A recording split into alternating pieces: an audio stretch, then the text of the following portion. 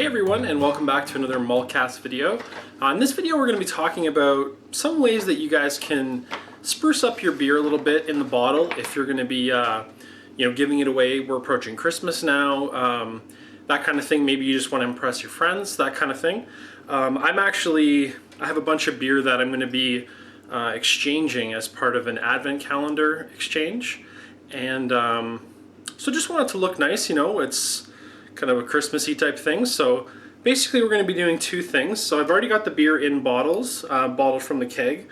What I'm going to do first is do a wax seal around the neck of the bottle, and then we're also going to do some labels.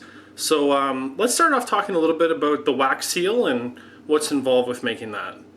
So to start off with, what we're going to need is we're going to need just an empty food can that's been cleaned out. Any size will work that's big enough to fit the beer bottle in. We're also going to use some metal tongs to help hold this because it's going to get quite hot when we put it on the stove. We also need a stir stick. I'd recommend a paint stir stick just because it's going to get ruined when you use it to stir the mixture. And then what we're going to need basically is some all-purpose glue sticks. You can get these at your local craft store or Walmart, wherever. You want the multi-purpose kind. And then some Crayola crayons. Now what I did was I actually bought a box of, I think it was like 64 or something like that. I'm going for like a mid-brown color, so this had enough in it, different shades of brown, that I'm just going to blend them together. But if you want to do something specific, like for instance green, a solid color, what I'd recommend you do is look for the boxes of 8 crayons that you can find. You can usually find them on sale for like 25 cents, something like that, and pick up a bunch of boxes. Now I found the ratio that you need is about, in my case, and you may have to play with this, it may depend somewhat on your glue sticks, but I found about 1 to 1. So if you're going to use 10 glue sticks, you'd want to use 10 crayons as well. So basically what we're going to do now is we have the crayons laid out, we've got the glue sticks, so I'm going to cut the glue sticks up just to make them melt a little easier, and I'm going to add those to the can on about a medium heat on the stove. And then once that's all melted up, I'm going to put the crayons in, and in the meantime I'm going to get the wrappers off the crayon and stuff. So we'll come back and I'm going to melt the glue up and I'll show you the next part. So you guys can see I've got the glue sticks cut up there in the can already. That's on about a medium-low heat right now. So that's just going to take a few minutes to kind of get everything nice and melted, and then we'll add the crayons.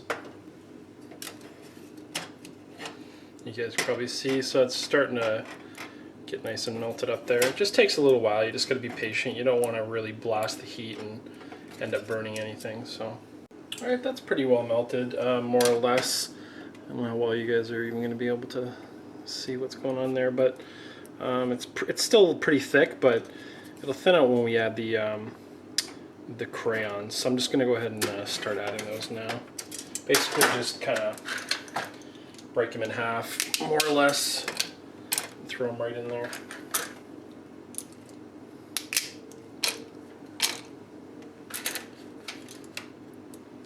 And again, you can see I've already removed the labels.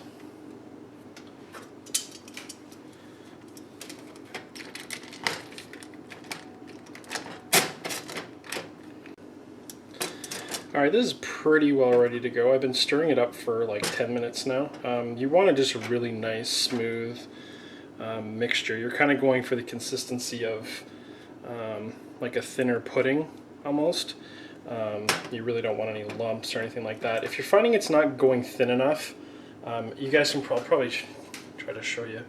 So you can kind of see the consistency. It's like, running quite, not really freely, but freely enough. If it's not getting there, it's either because your ratios are off of glue sticks to crayons, or because your heat is not high enough. So play with those a little bit. It's probably your heat. I've got mine on about a 4.5 right now, and my stove goes up to, what is that, 9? So it's basically halfway. So now basically that we have this all ready, and again, you want to use something that you don't care about getting ruined, because as you can quite easily see, this is going to be ruined afterwards. So we're going to go ahead and start dipping the bottles now.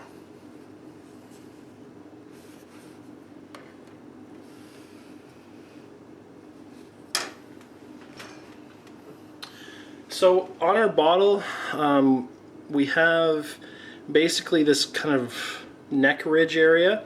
We're going to dip it basically up to there, and keep in mind that it will run afterwards, so you don't want to dip it as deep as you want it to kind of end up. You need to anticipate some runoff and then kind of plan your depth accordingly. So make sure obviously that your bottles are nice and dry. Then essentially all you do is just do a quick dip, maybe a little spin, pull it out, upend, a little kind of swirl around. In fact, I might go for a little bit of a deeper dip just to make sure I get the coverage I want. So I'm going to go slightly past where I had previously said. So a little swirl and basically set the bottle down. And just keep doing that for all the bottles.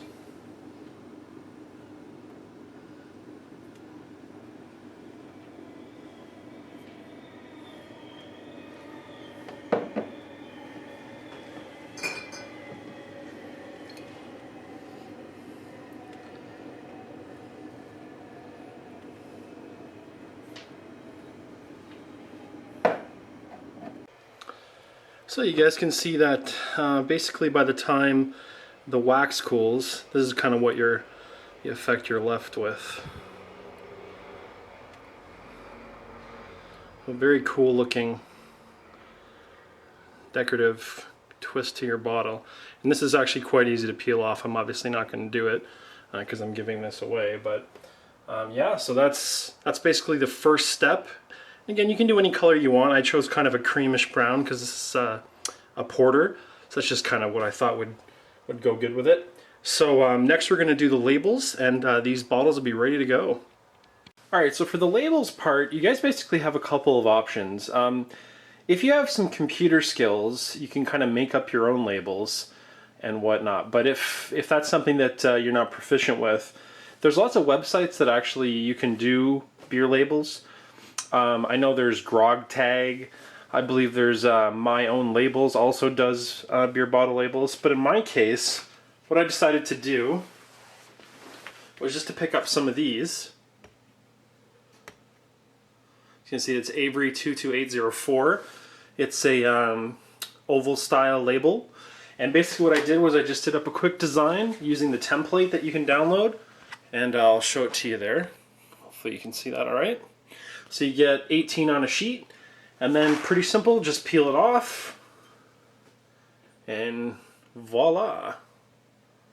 So you can see we've got a nice, elegant display to give away the beer for this Advent exchange, or if you're going to give it away for a Christmas gift, or you just want to show off to your friends. So those are kind of the two real easy ways. I'd say in the case of the labels, you're probably looking at about, for a 5-gallon batch, around 60-ish bottles, you're probably looking at about total cost for the labels of $7-8 when you factor in the ink cost.